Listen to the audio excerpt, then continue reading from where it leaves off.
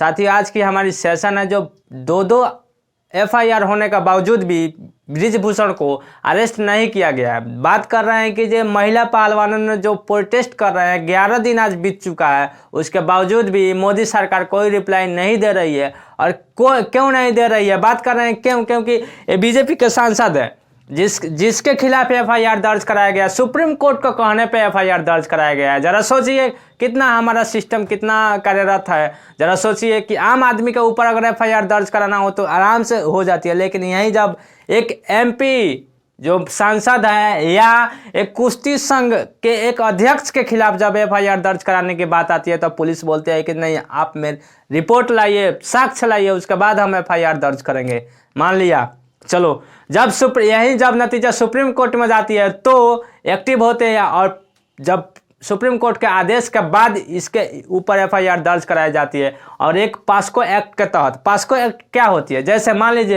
ये POCSO act जो है ना, भारत सरकार द्वारा एक अधिनियम है जो लाई गई है, जिसमें यौन शोषण या यौन उत्पीड़न या पोर्नोग्राफी के अंतर्गत अगर बच्चों को ऐसा किया जाता है तो उसके खिलाफ एक केस किया जाता है, एफआईआर दर्ज किया जाता है। और उसी समय जब एफआईआर दर्ज होती है उसी समय ऑन द स्पॉट अरेस्ट करने की इजाज़त होती है, लेकिन ऐसा नहीं हुआ। 2 दिन के बाद भी उन्हें ब्रिजभूषण को अरेस्ट नहीं किया गया। जैसे कि पास्को एक्ट का हिंदी में मैं पहले इंग्लिश में बता दें, protection of children against sexual offence होती है।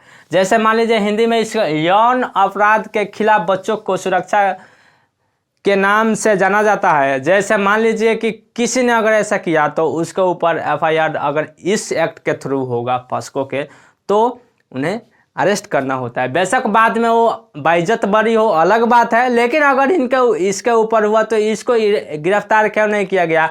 ऊपर से मोदी जी चंद किलोमीटर की दूरी पर रहते हैं, जंतर मंतर पे, जहां ये महिला पहलवान प्रोटेस्ट कर रहे हैं। 11 दिन होने के बावजूद भी सरकार चुप्पी साधी हुई है।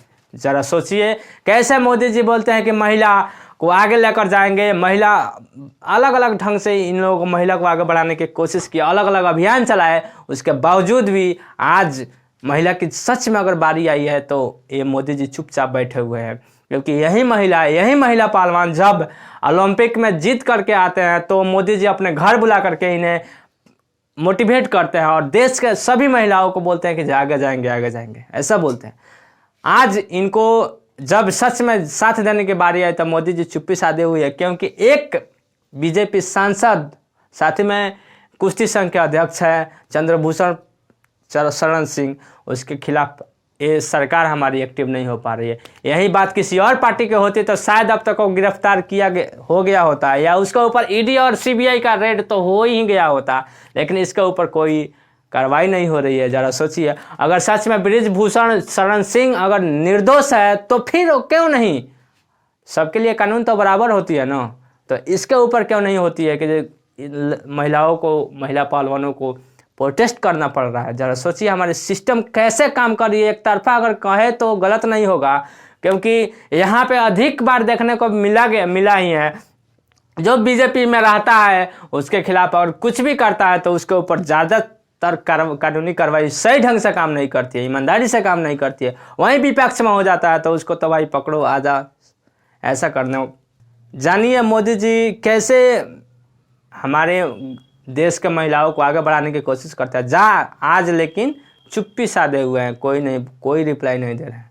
ऐसा होगा हमारा देश का विकास, तो ज़रा सोचिए हमारा देश कहाँ जाएगा। क्योंकि एक सांसद साथ में कुश्ती संघ के अध्यक्ष के ऊपर आरोप ऐसा लग रहा है तो कहीं ना कहीं जांच का विषय है, लेकिन जांच होनी चाहिए, लेकिन यहाँ नहीं हो रही है।